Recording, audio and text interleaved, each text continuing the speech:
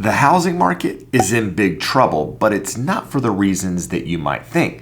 Let me explain. At the moment, there's a lot of people out there that believe because home prices rose nearly 40% in 2 years, interest rates are sitting near 7%, and housing affordability is sitting near all-time lows, that the housing market needs to crash. When in fact, those three things are actually what's keeping the housing market somewhat stable and will continue to create problems down the road. I actually believe there are other things that are creating the trouble in the housing market. Things like demographics, inventory, boomers, investors, new construction, even sellers, on top of interest rates. And in today's video, we're going to be talking about those things and why they're likely to continue to create trouble for the housing market in the near term. But before we dive into that, I would like to take a minute and ask a favor. If you find any value in my videos at all, do me a favor and hit that thumbs up. Also, feel free to subscribe to the channel to stay updated on everything real estate related. Now, let me clarify what I said earlier in the video.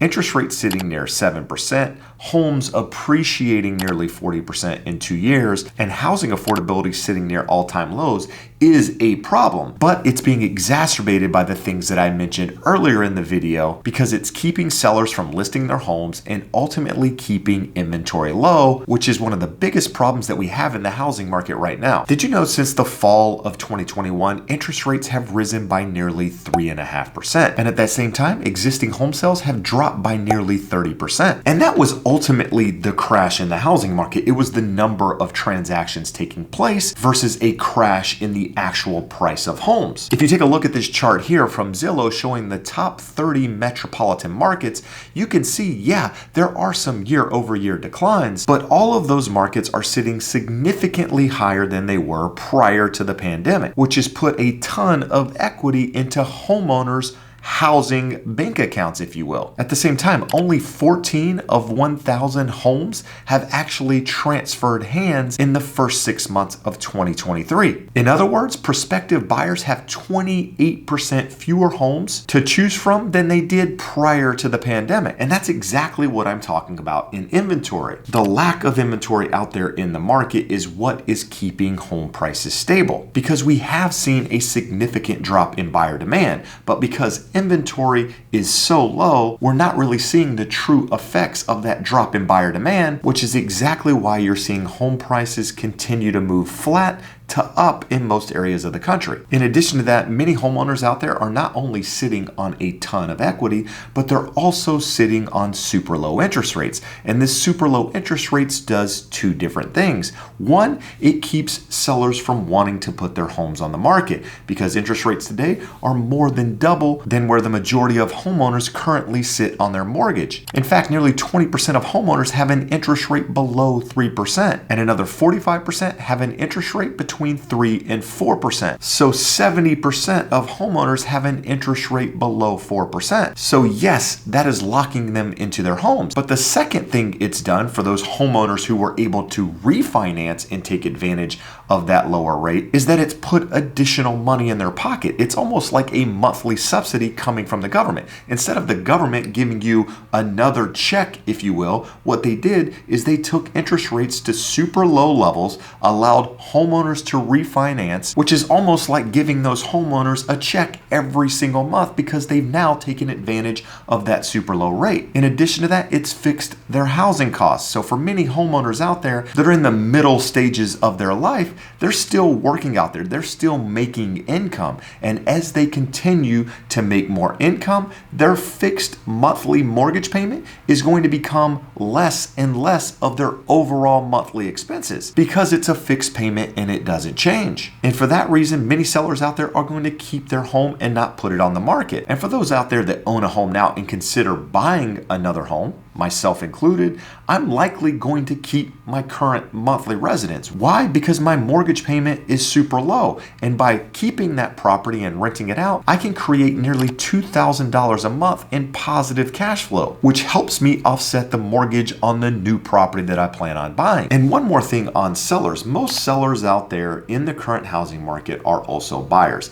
As a real estate agent for nearly 20 years, I've sold a lot of property, and very rarely do I find a seller who plans on selling their home and going to rent something. Instead, what usually happens is these sellers put their home on the market and they usually buy something bigger, more expensive. But on the flip side, they can also be selling their home and downsizing. Either way, they're putting one home on the market and taking one off, which is doing absolutely zero to help the overall inventory. What you need in order to create a surplus of inventory is new homes coming on the market where no one is actually buying them, allowing inventory to build. And everybody thought the answer was going to be new construction. In fact, over the last year, one of the things that all of the YouTubers were talking about is that new construction was going to crash the housing market. Well, what we've seen is because supply is so low and new construction makes up nearly 33% of the current inventory in the market, we've seen builder confidence actually come back because builders realize that they're the only game in town for a lot of markets out there. So if you're planning on buying a home in some of these markets,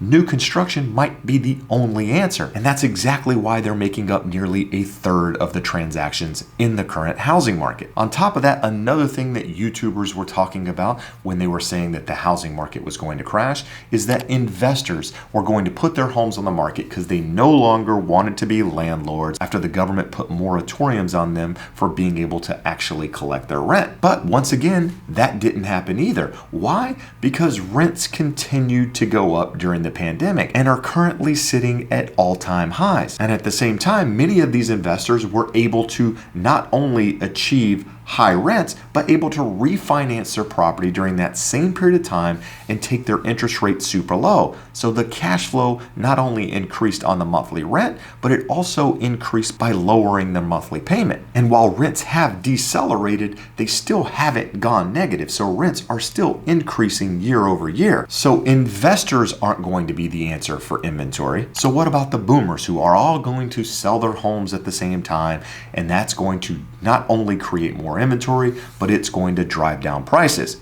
Well, what we're seeing is these boomers are not only living longer, they're aging in place and in turn keeping that inventory. And what they're also doing is they're passing those homes along to family members. And many of those family members out there are in high cost areas. And in my experience, weren't able to purchase a home otherwise. So by their family now leaving them a property, they can become a homeowner. So these people aren't selling properties. Instead, what they're doing is taking that property, fixing it up, and moving into it, which once again isn't going to be the answer for inventory. And the last piece that I want to throw in here when talking about inventory and what's not going to allow it to go up is just the demographics in general. The last couple of years have been driven by millennial home buyers turning prime buying age, and that is going to continue over the next 3 to 5 years. And right behind the millennials, what we have is the Gen Zers. And while the Gen Zers demographics are slightly less than those of millennials, it's still an increase over the previous generations, which means we have more and more of the population starting to become prime buying age over the next 10 to 15 years, at a time when inventory remains a huge problem for the housing market. And that's exactly why I believe the housing market is in trouble, because we're not going to see a flood of new inventory come to the market, and we're likely going to see interest rates come back down, which is going to drive buyer demand. And in turn, it's going to make housing more affordable, which means more people are going to want to do it. And for that reason, you're likely to see home prices continue to move sideways to up over the next couple of years. But once again, if you're a home buyer or a potential home buyer in this market, just make sure you're buying for the right reasons. Make sure you have a longer term time horizon. I think that 5, 7, 10-year number is the right number for most people out there. And on top of that, make sure you have money in the bank, you're comfortable with the payment, and ultimately you're not stretching yourself.